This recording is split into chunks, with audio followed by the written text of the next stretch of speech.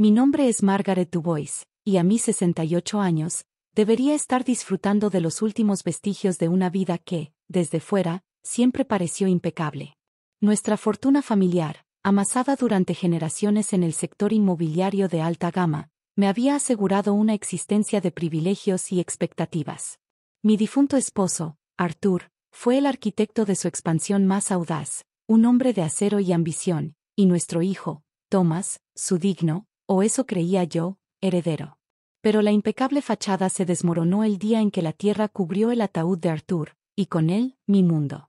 El aire de la tarde era frío, cortante, a pesar del sol pálido que se esforzaba por calentar los hombros de los dolientes. El olor a tierra húmeda y lirios marchitos se aferraba a mi ropa negra. Las palabras del sacerdote, huecas y distantes, aún resonaban en mis oídos: polvo eres y en polvo te convertirás. La gente se dispersaba, susurros de pésame y miradas de lástima que me atravesaban como agujas heladas. Thomas, mi único hijo, mi carne y mi sangre, se acercó, su rostro un mármol impasible, sin una sola lágrima, ni un rastro de la pena que se esperaba. Me ofreció el brazo, un gesto mecánico. No sentí la calidez de su piel a través del paño de su traje. Madre, es hora de irnos, dijo su voz, desprovista de cualquier emoción. Asentí, demasiado agotada para objetar, para siquiera sentir.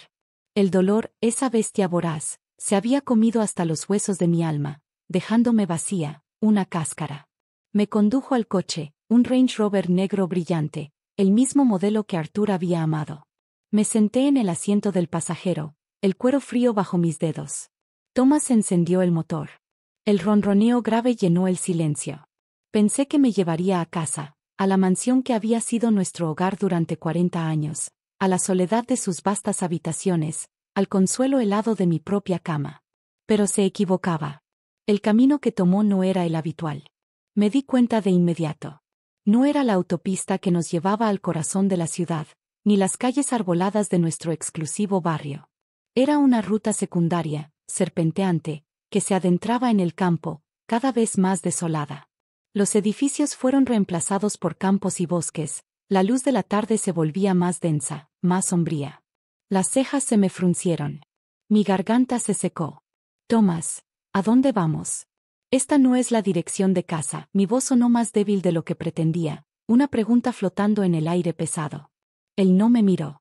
Sus ojos permanecieron fijos en el horizonte, en el camino que se estrechaba y se oscurecía. Sus nudillos estaban blancos sobre el volante.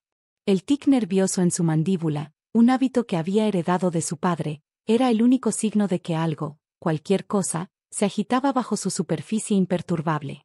El silencio se estiró, pesado, opresivo. El sonido de los neumáticos sobre el asfalto era el único compañero. Finalmente, el coche se desaceleró, el motor bajó su tono a un suave gemido. Giró bruscamente a la derecha, por un camino de tierra sin pavimentar, flanqueado por árboles altos y densos. Las ramas desnudas se alzaban como dedos huesudos contra el cielo moribundo. La luz del sol apenas se filtraba a través de la espesura. El coche avanzó unos 100 metros, levantando una nube de polvo que se arremolinaba detrás de nosotros como un fantasma. Luego, se detuvo. El motor se apagó. El silencio fue absoluto, roto solo por el distante canto de un pájaro y el latido desbocado de mi propio corazón. Thomas se giró hacia mí. Sus ojos, los mismos ojos grises de Arthur, me miraron sin parpadear, sin una pizca de la calidez que alguna vez pensé que contenían. Sentí un escalofrío que no tenía nada que ver con la temperatura exterior. Madre, dijo, su voz era un susurro frío que cortaba el aire como un cuchillo, aquí es donde te bajas. La sangre se me heló en las venas. Mi mente, aturdida por el dolor y la confusión, tardó un momento en procesar esas palabras. Parpadeé. ¿Qué dices? ¿Bajarme? ¿Aquí? ¿Qué clase de broma es esta, Thomas? Mi voz se elevó, un grito ahogado. Una sonrisa, fría y cruel, se curvó en sus labios. No era una sonrisa de alegría, ni de diversión, sino de una satisfacción sombría. No es una broma, madre. Es la realidad. Esta es tu parada. Tu nueva vida comienza aquí. Sin lujos, sin sirvientes, sin el apellido Dubois para arrastrarte. Solo tú y el polvo. Mi aliento se atascó en mi garganta. Intenté hablar, pero las palabras se negaron a salir. Mi boca se abrió y se cerró como un pez fuera del agua. ¿Mi hijo? Mi propio hijo, el que había criado con tanto esmero, el que había colmado de todo, desde juguetes caros hasta una educación de élite, ¿me estaba haciendo esto? Thomas. Esto es una locura. ¿Cómo puedes hacerme esto? Soy tu madre. Tu madre. Tu padre acaba de morir. Las palabras salieron a borbotones, mi voz temblaba. Mis manos, que habían temblado sin control desde que el coche se detuvo, se aferraron al borde del asiento. Él se encogió de hombros, un gesto casual que me destrozó el alma. Sí, mi padre murió. Y con él, su control. Su mano de hierro sobre la fortuna. Sobre ti. Y sobre mí. ¿Crees que no lo sé, madre? ¿Crees que no he visto cómo lo manipulabas durante años? ¿Cómo lo convenciste de cada decisión, de cada inversión, de cada capricho tuyo? Eras la verdadera fuerza detrás de él, la que susurraba al oído del león, la que lo convirtió en el hombre que era, para bien o para mal. Su voz se elevó, un tono de amarga acusación. Y para mí, fue para mal.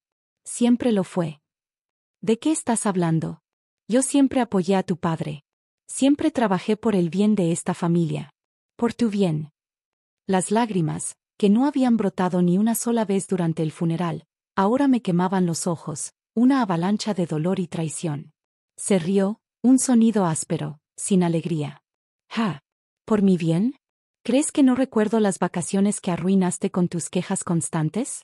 Las cenas familiares donde solo hablabas de tus nuevas joyas o de la última exposición de arte mientras papá y yo intentábamos hablar de negocios.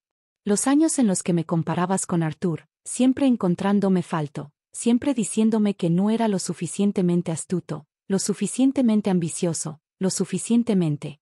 Du Bois. Su voz goteaba sarcasmo. Eras un cáncer, madre. Una sanguijuela.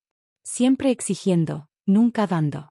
Una sombra que se cernía sobre la vida de mi padre, y sobre la mía. Y ahora, esa sombra se levanta. Y tú, sales de ella. Mis ojos se abrieron de par en par. La crueldad de sus palabras me golpeó como un puñetazo en el estómago. Me sentí mareada, el mundo girando a mi alrededor. ¿Así era como me veía? ¿Así era como me había visto siempre? Yo, su madre, la mujer que lo había traído al mundo, a quien había amamantado, a quien había enseñado a caminar, a hablar, a leer. Eres un monstruo. Grité, mi voz se desgarró. Mis manos se aferraron a su brazo, mis uñas se clavaron en la tela de su traje, mi cuerpo temblaba incontrolablemente. No puedes hacerme esto. No puedes. Soy Margaret Dubois. Tengo derecho a todo.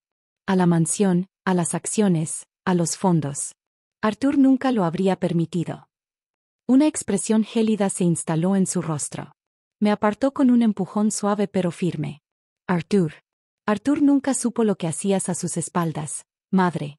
Nunca supo cómo lo manipulabas, cómo lo convencías de que invirtiera en tus proyectos absurdos, cómo desviabas fondos para tus obras de caridad fantasmas, mientras él creía que todo era por el bien del imperio familiar. Era un hombre bueno, ingenuo en su amor por ti. Pero yo no soy Arthur. Yo veo la verdad. Y la verdad es que te has enriquecido a expensas de la familia, a expensas de mi futuro. Y ya no más. Mi corazón dio un vuelco. Mis manos cayeron inertes a mi lado. Las palabras obras de caridad fantasmas resonaron en mi mente. ¿Había descubierto mis pequeños desvíos? Mis proyectos personales que Arthur había financiado sin cuestionar, creyendo en mi buen juicio y mi filantropía? Sí, había algunas cantidades que no habían ido directamente a orfanatos o comedores de beneficencia, sino a un fondo personal, una pequeña reserva para mis antojos más extravagantes, mis inversiones secretas en arte, mis caprichos que Arthur, en su austeridad, a veces consideraba excesivos. Pero eran nimiedades, migajas de la fortuna familiar. ¿Cómo pudo haberlo descubierto? ¿De qué demonios hablas, Thomas? Mi voz era apenas un susurro. La negación era mi única defensa. Él sacó un sobregrueso de su bolsillo interior. Lo agitó frente a mi cara. Esto es lo que hablo, madre. Extractos bancarios, transferencias, recibos. Pruebas irrefutables de tus pequeños desfalcos. No solo los recientes, sino los de los últimos 10 años. Papá era un hombre metódico. Guardaba todo. Y yo, al ordenar sus papeles, los encontré. Todas tus pequeñas traiciones. Cada una de ellas. Mis ojos recorrieron el sobre, mi corazón latiendo furiosamente en mi pecho. Un escalofrío me recorrió la espalda. Era cierto. Arthur era metódico. Guardaba cada recibo, cada estado de cuenta. Yo había sido descuidada, confiada en su ceguera amorosa. Pero él no era ciego, solo había elegido no ver. Y ahora, su hijo había abierto sus ojos. Con esto, madre, puedo impugnar cualquier derecho que creas tener. Puedo demostrar que no eres apta para manejar la fortuna familiar. Puedo demostrar que eres una ladrona. Su voz era un silbido, venenosa. Así que, elige. O te bajas del coche ahora, por tu propio pie, y desapareces de mi vida para siempre, sin un centavo de la fortuna Dubois, o te llevo de vuelta a la ciudad y te arruino públicamente. Te denuncio. Te humillo. Y te aseguro que, después de eso, no tendrás ni un techo bajo el que dormir, ni un amigo que te mire a la cara. La amenaza se cernió sobre mí como una guillotina. La humillación pública. El escándalo. El apellido Dubois, sinónimo de honor y riqueza, salpicado de fango. No, eso era impensable. Mi reputación, mi imagen, lo era todo. Y él lo sabía. Lo sabía perfectamente. Mis ojos se posaron en la ventana, en el bosque denso que nos rodeaba. La oscuridad se arrastraba entre los árboles. El frío se filtraba a través de las rendijas. No había casas, ni luces, solo la desolación. No tienes corazón, susurré, las lágrimas corrían por mis mejillas, mojando el cuello de mi vestido negro. No tienes corazón, Thomas. Soy tu madre. No, madre. No lo tengo. Me lo quitaste tú, hace mucho tiempo, con cada crítica, con cada desprecio, con cada vez que me recordabas que no era Arthur. No. Mi corazón está vacío. Y ahora, el tuyo también lo estará. O, al menos, tu billetera. Su voz era un susurro cruel. Así que, ¿qué eliges, Margaret?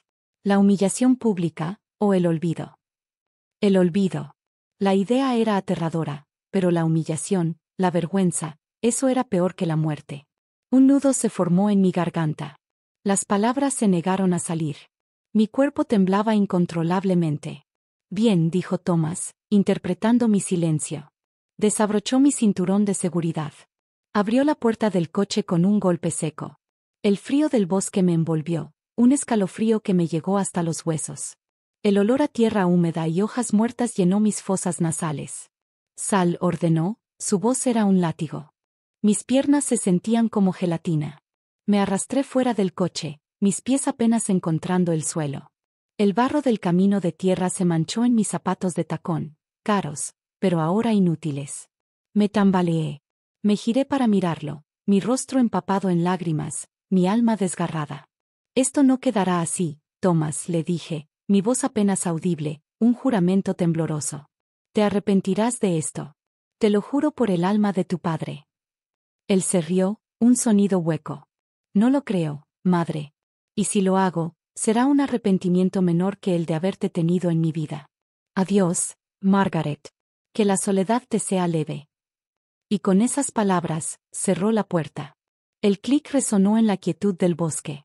El motor volvió a encenderse, un rugido que desgarró el silencio.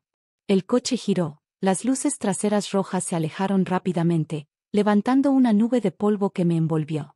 Me quedé allí, de pie en la oscuridad creciente, el viento gélido azotando mi cuerpo, mi vestido negro ondeando a mi alrededor como una mortaja. El sonido del motor se desvaneció, hasta que no quedó nada más que el susurro del viento entre los árboles y el eco de mi propio aliento entrecortado. Estaba sola. Completamente sola. En medio de la nada. Sin dinero, sin teléfono, sin un alma a la vista. El sol se había puesto por completo, sumergiendo el bosque en una oscuridad impenetrable. El miedo, crudo y primitivo, se apoderó de mí. Un grito desgarrador brotó de mi garganta, un ¡ah!, que se perdió en la inmensidad del bosque, sin respuesta. La noche se cernió sobre mí como un manto pesado. El frío era insoportable. Mis pies, en sus zapatos de tacón, se hundían en el barro. El viento ululaba entre los árboles, un lamento fantasmal que parecía burlarse de mi desesperación. Caminé. No sabía a dónde iba, solo que no podía quedarme allí. Cada paso era una tortura, el dolor punzante en mis pies, el frío que me calaba hasta los huesos. El vestido de seda no ofrecía ninguna protección. Me caí una y otra vez, mis manos se raspaban contra las rocas y las raíces. Las lágrimas se habían secado en mis mejillas, dejando rastros salados y pegajosos. El amanecer me encontró acurrucada bajo un árbol, tiritando incontrolablemente, mi cuerpo entumecido por el frío y la humedad. Mis músculos dolían con cada movimiento. El sol se asomó tímidamente por el horizonte, tiñendo el cielo de tonos rosados y anaranjados. La belleza del amanecer contrastaba brutalmente con mi miseria. Me levanté, cojeando. Mis pies estaban hinchados y doloridos. Mis manos, cubiertas de barro y rasguños, apenas podían moverse. Caminé durante horas, el hambre y la sed me torturaban. Finalmente, a lo lejos, vi una luz. Una pequeña casa, con el humo saliendo de su chimenea. La esperanza, una chispa diminuta, se encendió en mi pecho. Me arrastré hacia ella, cada paso un esfuerzo monumental. Una mujer de mediana edad, con el rostro surcado por las arrugas y las manos encallecidas por el trabajo, me abrió la puerta. Sus ojos, amables y curiosos, me miraron con asombro. «Dios mío, querida, ¿qué te ha pasado?» Su voz era suave, preocupada. No pude hablar. Mis labios estaban agrietados, mi garganta seca. Solo pude señalar mi boca, con un gemido ahogado. Me invitó a entrar, sin hacer preguntas. La casa era modesta, pero cálida y acogedora. El olor a pan recién horneado y café me envolvió, un aroma celestial. Me ofreció un vaso de agua, que bebí con avidez, y luego una taza de té caliente. El calor se extendió por mi cuerpo, aliviando el entumecimiento. Me dio ropa seca y limpia, una vieja sudadera de lana y unos pantalones de trabajo que me quedaban enormes. Me llamaba Elena. Vivía sola, cultivando sus propias verduras y criando algunas gallinas. Era una mujer sencilla, de buen corazón, que no conocía mi pasado ni mi nombre. Y no le importaba. Solo veía a una mujer necesitada. Le conté una historia a medias, una historia de un accidente de coche, de haberme perdido en el bosque, omitiendo, por supuesto, la parte de mi hijo. Ella me creyó, o al menos, fingió hacerlo. Pasé los días siguientes en su casa, recuperándome. Comía su comida sencilla pero nutritiva, dormía en su cama limpia y cómoda.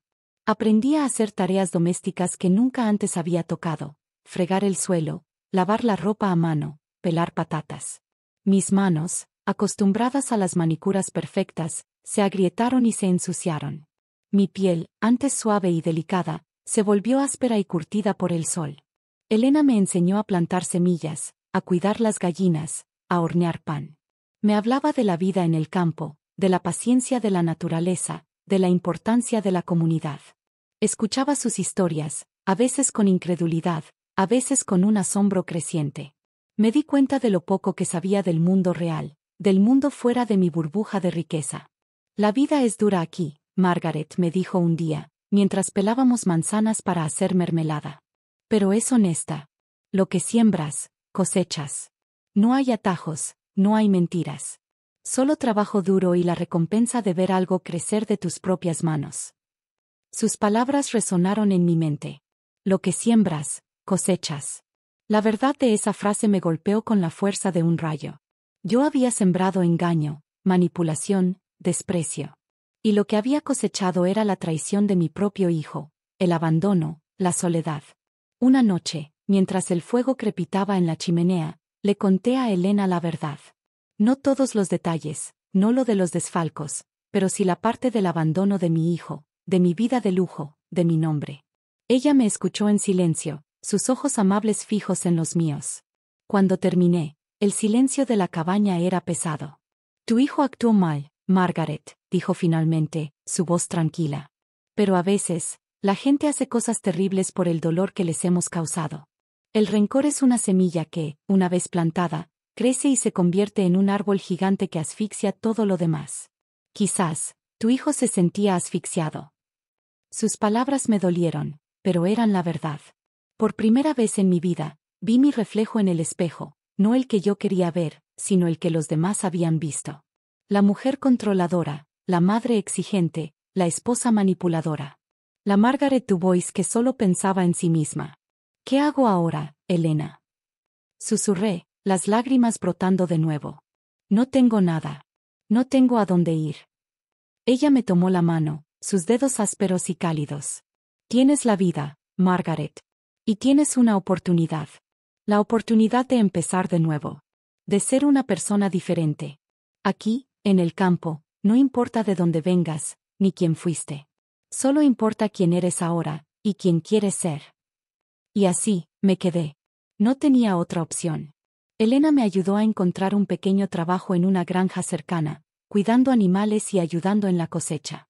Era trabajo duro, extenuante, pero la satisfacción de ver los frutos de mi esfuerzo, de sentir el sol en mi piel y la tierra en mis manos, era algo que nunca antes había experimentado.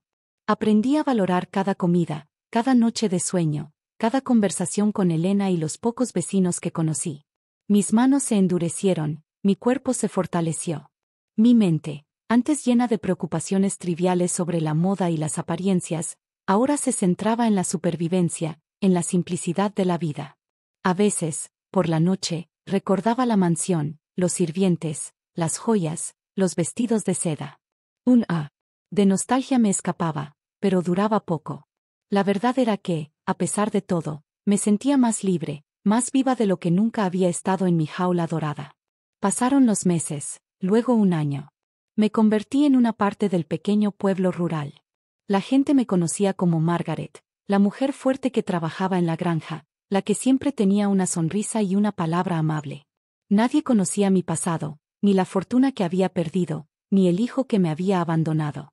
Y yo, por primera vez, no quería que lo supieran. Mi identidad ya no estaba ligada al apellido Dubois o al dinero. Estaba ligada a la tierra, al trabajo, a la comunidad. Un día, mientras estaba en el mercado del pueblo, vendiendo las verduras que había cultivado, vi un rostro familiar. Un hombre alto, con el cabello canoso y una expresión cansada. Era el abogado de Arthur, el señor Davis. Nuestros ojos se encontraron. Su mandíbula cayó. ¿Margaret? Señora Dubois. Su voz era un susurro de incredulidad. Mi corazón dio un vuelco. El pasado me había alcanzado. Me sentí un instante de pánico, pero luego, una extraña calma me invadió. Hola, señor Davis, le dije, mi voz tranquila. Él se acercó, sus ojos escudriñándome de arriba abajo. Mi ropa sencilla, mis manos ásperas, mi rostro bronceado por el sol. Pero, ¿qué hace usted aquí? ¿Por qué? Estoy viviendo mi vida, señor Davis, le interrumpí, con una pequeña sonrisa. Una vida muy diferente, es cierto. Pero una vida, al fin y al cabo. Él dudó, luego se inclinó y bajó la voz. He estado buscando a Thomas. Desesperadamente. Necesito hablar con usted. Él ha arruinado la empresa. Completamente.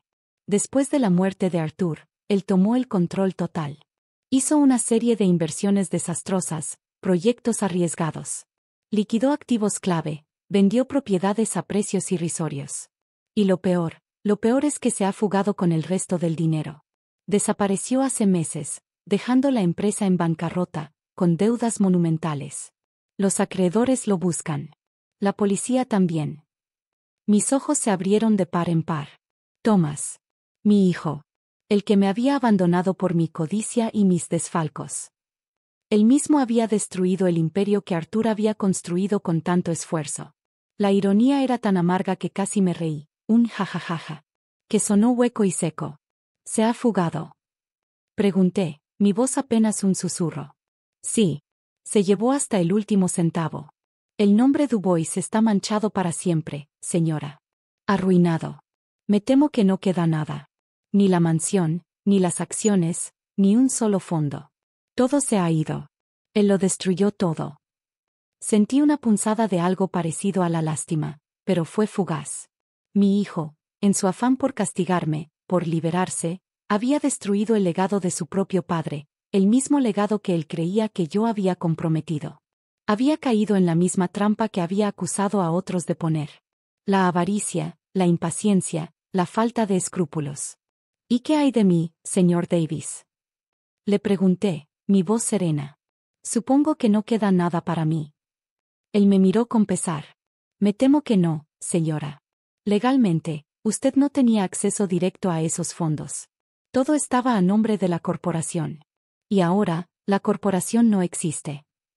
Asentí. No sentí el dolor que esperaba. Solo un vacío, y luego, una extraña sensación de liberación. El dinero, el estatus, todo lo que había definido mi vida, había desaparecido. Y yo, por primera vez, no me sentía perdida. Gracias por la información, señor Davis, le dije. Y por favor, no se preocupe por mí. Estoy bien. Estoy mejor de lo que he estado en años. Él me miró, confundido, luego asintió lentamente. Si necesita algo, señora Dubois. No necesito nada, le interrumpí, con una sonrisa genuina. Tengo todo lo que necesito aquí. Me di la vuelta, dejando al abogado aturdido en medio del mercado, y volví a mi puesto de verduras. La vida continuó. La noticia de la caída de la fortuna Dubois llegó al pueblo a través de los periódicos, pero nadie hizo la conexión con la Margaret que conocían. Y yo, por mi parte, no la hice. Pasaron los años. Elena envejeció, y yo la cuidé, como ella me había cuidado a mí. Sus últimos días fueron pacíficos, y yo estuve a su lado, sosteniendo su mano. Cuando se fue, sentí una tristeza profunda, pero también una gratitud inmensa por la mujer que me había salvado, no solo del frío, sino de mí misma. Heredé su pequeña casa y su granja. Continué con su legado, cultivando la tierra, cuidando los animales. Mi vida era simple, pero plena. Mis manos estaban encallecidas, mi rostro curtido por el sol, pero mis ojos brillaban con una paz que nunca había conocido en mi vida anterior. Una tarde, mientras regaba mis plantas de tomate, una mujer joven, con el rostro angustiado, se acercó a mi valla. Me preguntó si era Margaret. Asentí. Ella me entregó una carta, el sobre arrugado, la letra temblorosa. Era de Thomas. Abrí la carta con manos temblorosas. Su contenido era breve, apenas unas líneas garabateadas. Hablaba de miseria, de arrepentimiento, de enfermedad. Decía que había perdido todo, que estaba solo y enfermo, y que se arrepentía de lo que me había hecho. Me pedía perdón, y me imploraba que fuera a verlo, que lo ayudara. Mi corazón se apretó. Una punzada de dolor, un ay de compasión, me atravesó. Mi hijo. El mismo que me había abandonado a mi suerte. Ahora estaba solo, enfermo, arruinado.